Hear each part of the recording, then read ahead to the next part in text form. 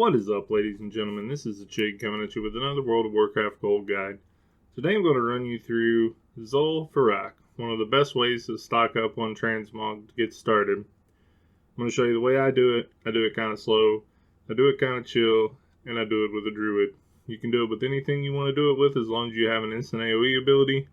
But before we get started, don't forget to hit that subscribe button. Don't forget to hit that bell notification icon.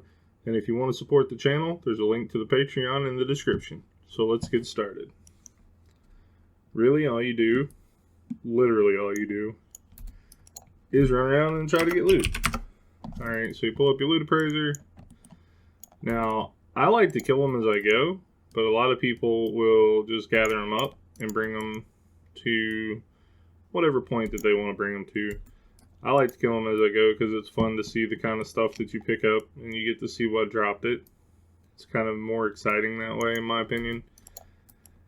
And it gives you a little more like oomph because you see something and you get more drops. Like you get the same amount of drops, but like right there, bang, High Chief's Binding. And then right behind it is a Bloodforged chest piece. So I already have 6,000 gold in looted item value. And I got to see what dropped it. Dang! Okay, so this is going to be a really good run. Already 9,500 gold in looted item value. That is a little bit of streamer luck, and that is a very loud vehicle outside. Alright, let's see if we can keep this luck going. Wow, that's pretty good. The Bloodforged set sells pretty quickly as well. It's pretty nice to get that stuff. Some of the items of note in here, the Bloodletter Scalpel drops in here. The Jade leg plates can drop in here. Yes, I said leg plates. A lot of different like mid-tier items drop in here. And this is just a really good place to get started if you're fresh on a server, because you get such a big variety of transmog in such a short amount of time. You get things that are worth like that's 1,000 gold, and then we've got things worth up to like 3,200 so far. And it's just a great way to stock up on Little Mog and Big Mog.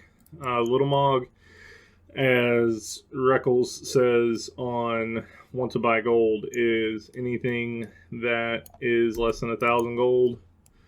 And then there's Big Mog, anything that's up to like 1,000 or 2,000 gold, and then there's Uber Mog, the stuff that's worth a lot of gold.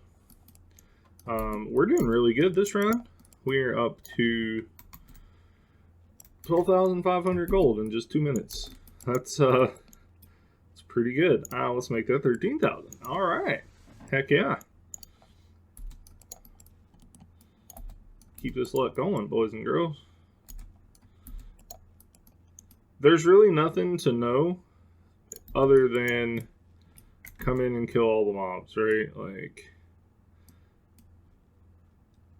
it's not the hardest farm. If you have skinning, you can skin these guys. Rugged leather does sell, just doesn't sell for a ton. Let's see, on our server it sells for 5 gold, 80 silver a piece, which is nothing to scoff at because it's super easy to farm. If there's any interest in that, I can put out a video on how to farm rugged leather and the different kinds of leathers. So far, I just have one that shows you how to farm light and medium. And unlike some people, I don't do the event because it makes it take too long.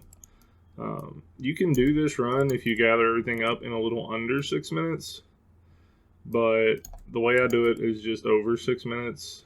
And I'm not sad about it. You see I just missed the mob there, but I don't really care too much. The most important thing when you're running this dungeon is this room right here.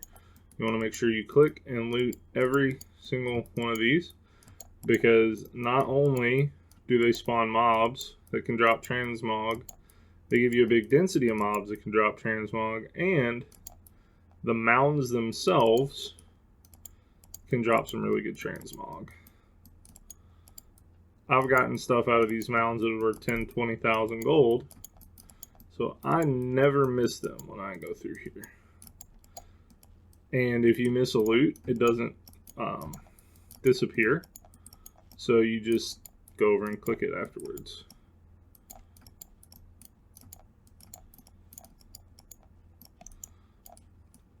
This is pretty much the only room that I group everything up, and that's because they're all melee mobs. Super easy. Drop them, loot them, money. So we didn't get a ridiculous amount out of that, but we got some gold out of there.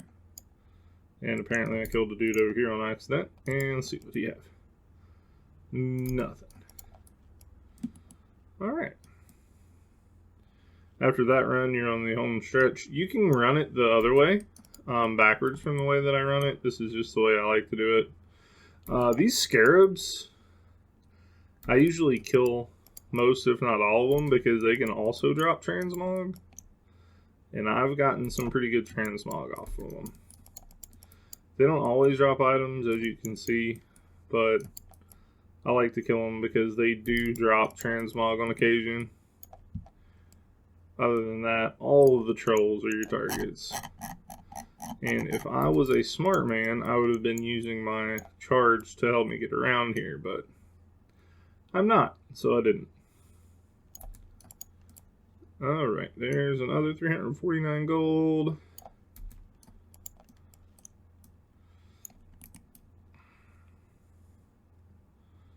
And we're almost done. You guys will remember this room that we are now in. This is the room where the original split is in the dungeon. And after we kill these two mobs, we're done. As you can see, in one run, we got 14,853 gold worth of looted item value. And 11 items out of the 16 we picked up were worthwhile items. So, as you can tell, this is a really good place to get started for transmog because everything really does kind of sell and is worth a little bit more than a lot of the other dungeons. So I would recommend picking this one up if you are a new gold maker. Anyways, that's it for this one. I will catch you guys in the next one. And in the meantime, happy gold making.